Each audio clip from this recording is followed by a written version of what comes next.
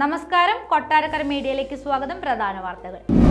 തെരഞ്ഞെടുപ്പ് അടുത്തപ്പോൾ ദില്ലിയിൽ സമരത്തിന് പോകുന്നത് സംസ്ഥാന സർക്കാരിന്റെ കഴിവുകേട് മറച്ചുവെക്കാൻ വി.ഡി. സതീശൻ. ദേശീയപാതയിൽ വൻ കുഴൽപ്പണവേട്ട, കാറിലെ രഹസ്യ അറയിൽ വൻ നോട്ടുകെട്ട് ശേഖരം. തീർത്ഥാടകരുടെ എണ്ണം കൂടി, ശബരിമലയിലെ വരുമാനത്തിൽ 10 കോടി വർധനവ്. മോദിയുമായി സ്നേഹച്ചങ്ങല പിടിച്ചവരാണ് മനുഷ്യച്ചങ്ങല തീർക്കുന്നത്, വിമർശിച്ച് രാഹുൽ മാങ്കൂട്ടത്തിൽ. വാർത്തകൾ വിശദമായി. തെരഞ്ഞെടുപ്പ് അടുത്തപ്പോൾ ദില്ലിയിൽ സമരത്തിന് പോകുന്നത് സംസ്ഥാന സർക്കാരിന്റെ കഴിവുകേടും കൊടുങ്കാര്യസ്ഥതയും മറച്ചുവെക്കാനെന്ന് പ്രതിപക്ഷ നേതാവ് വി.ഡി. സതീശൻ 2020-ലും 2022-ലും ഇറക്കിയ 2 ധവളപത്രങ്ങളിലും ഇന്ന് സംസ്ഥാനം നേരിട്ടുകൊണ്ടിരിക്കുന്ന ധനപ്രതിസന്ധി മുൻകൂട്ടി പ്രവചിച്ചിരുന്നുവെന്ന് വി.ഡി. സതീശൻ അവകാശപ്പെട്ടു. 2 ധവളപത്രങ്ങളിലും ചൂണ്ടിക്കാട്ടിയ കാരണങ്ങളാണ് ഇന്നത്തെ ധനപ്രതിസന്ധിയുടെ കാരണങ്ങളെന്ന് അദ്ദേഹം പറഞ്ഞു. ധനകാര്യ കമ്മീഷൻ മാറിയപ്പോൾ കേരളത്തിലുള്ള വിഹിതം കുറച്ചു എന്ന് പ്രതിപക്ഷം ശക്തമായി എതിർക്കുന്നുവെന്നും വി.ഡി. സതീശൻ വ്യക്തമാക്കി. ധനപ്രതിസന്ധിക്കുള്ള ഒരുപാട് കാരണങ്ങളിൽ ഒന്ന് മാത്രമാണിത്. സർക്കാരിന്റെ അഴിമതിയും ധൂർത്തും കൊടുങ്കാര്യസ്ഥതയും നികുതി പിരിവിലെ ദയനീയമായ പരാജയവുമൊക്കെയാണ് ധനപ്രതിസന്ധിയുടെ പ്രധാന കാരണങ്ങൾ. IGSTയിൽ നിന്നും 30,000 കോടി രൂപയാണ് കേരളത്തിന് നഷ്ടമായത്. ഈ പണം വാങ്ങിയെടുക്കുന്നതിന് ആവശ്യമായ രേഖകൾ നൽകാൻ കഴിവില്ലാത്ത സർക്കാരാണിത്. കൃത്യമായി രേഖകൾ നൽകാതെ 5 വർഷം കൊണ്ട് 30,000 കോടി രൂപയാണ് നഷ്ടപ്പെടുത്തിയത്. നികുതി ഭരണ സംവിധാനം പൂർണ്ണമായും ഇല്ലാതാക്കി കേരളത്തെ നികുതി വെട്ടിപ്പുകാരുടെ പറുദീസയാക്കി മാറ്റിയെന്നും വി.ഡി. സതീശൻ ആരോപിച്ചു. പാലക്കാട് വൻ കുഴൽപ്പണവേട്ട, കാറിന്റെ രഹസ്യ അറയിൽ ഒളിപ്പിച്ചു കടത്താൻ ശ്രമിച്ച 1,90,00,000 രൂപയുടെ കുഴൽപ്പണവുമായി 2 യുവാക്കൾ അറസ്റ്റിൽ.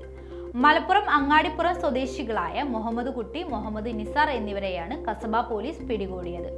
കാറിന്റെ രഹസ്യ അറകളിൽ ബണ്ടിലുകളായി 500 രൂപയുടെ നോട്ടുകെട്ടുകൾ കോയമ്പത്തൂരിൽ നിന്നും സീറ്റിനടിയിലെ അറയിൽ അടുക്കിപ്പിടിച്ച് പണം മലപ്പുറത്തെത്തിക്കാനായിരുന്നു പ്രതികളുടെ പ്ലാൻ. എന്നാൽ ദേശീയപാതയിൽ പോലീസിന്റെ പരിശോധനയിൽ ഈ ശ്രമം പാളി. ആദ്യം വാഹനം നിർത്താതെ പോയെങ്കിലും പോലീസ് പിന്തുടർന്ന് തടസ്സമിട്ട് വാഹനം പിടികൂടുകയായിരുന്നു. കച്ചവടം കഴിഞ്ഞ് നാട്ടിലേക്ക് മടങ്ങുന്നുവെന്നാണ് പ്രതികൾ ആദ്യം നൽകിയ മൊഴി. പ്രാഥമിക പരിശോധനയിൽ പണമൊന്നും ലഭിച്ചില്ല. പിന്നീട് നടത്തിയ പരിശോധനയിലാണ് രഹസ്യ അറയിൽ നിന്നും നോട്ടുകെട്ടുകൾ കണ്ടെത്തിയത്. പഴയ സ്വർണം വിറ്റ് കിട്ടിയ പണമാണെന്നായിരുന്നു പ്രതികളുടെ പിന്നീടുള്ള വാദം. എന്നാൽ ഇരുവർക്കും രേഖകൾ ഹാജരാക്കാനായില്ല. 2021-ൽ ദേശീയപാതയിൽ കുഴൽപ്പണ കടത്തുകാരെ ആക്രമിച്ച് പണം തട്ടുന്ന സംഘം 4.5 കോടിയുമായി കടന്നിരുന്നു. പണം നഷ്ടപ്പെട്ട വാഹനം ഓടിച്ചിരുന്നത് ഇപ്പോൾ പിടിയിലായ പ്രതികളിലൊരാളായ നിസാറായിരുന്നു. ദേശീയപാതയിൽ വാളയാറിനും കുരുടിക്കാടിനുമിടയിൽ നിരവധി തവണയാണ് കുഴൽപ്പണക്കടത്ത് സംഘം ആക്രമണത്തിന് ഇരയായിട്ടുള്ളത്. ശബരിമലയിലേക്കുള്ള തീർത്ഥാടകരുടെ എണ്ണം കഴിഞ്ഞ സീസണേക്കാൾ 5 ലക്ഷം വർദ്ധിച്ചുവെന്ന് ദേവസ്വം ബോർഡ്. ഇതോടൊപ്പം കഴിഞ്ഞ തീർത്ഥാടന കാലത്തേക്കാൾ വരുമാനത്തിൽ 10 കോടി രൂപയുടെ വർധനവാണ് ശബരിമലയിൽ ഇത്തവണ ലഭിച്ചിരിക്കുന്നതെന്നും Devaswom board president PS Prashanth വ്യക്തമാക്കി. ശബരിമലയിലെ മണ്ഡല മകരവിളക്ക് സീസണിലെ ഇത്തവണത്തെ വരുമാനം 357.47 കോടി രൂപയാണ്.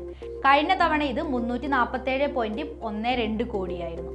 ശബരിമലയിൽ തീർത്ഥാടകർക്കുള്ള സൗകര്യങ്ങളും തിരക്ക് നിയന്ത്രിക്കുന്നതിൽ വന്ന അപാകതയും മൂലം ദേവസ്വം ബോർഡും പോലീസും ഏറെ പഴിക്കേട്ട തീർത്ഥാടന കാലത്താണ് വരുമാനത്തിലെ 10 കോടി വർധനവെന്നത് ശ്രദ്ധേയമാണ്.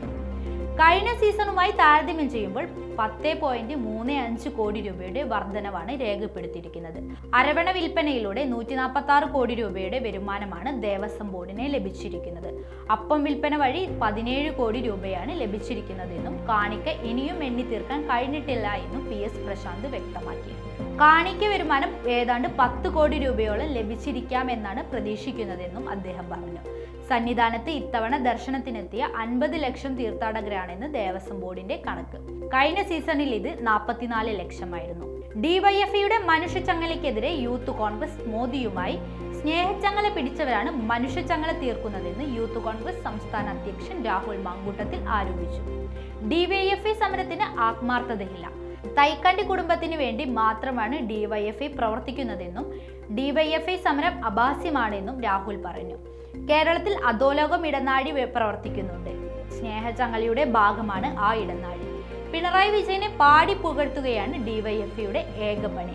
കൈ തല്ലിയൊടിച്ചവരുടെ കൈ പിടിക്കാൻ യൂത്ത് കോൺഗ്രസിന്റെ പേര് വിജയൻ ഫാൻസ് അസോസിയേഷൻ എന്നല്ല എന്നും രാഹുൽ മാങ്കൂട്ടം പറഞ്ഞു.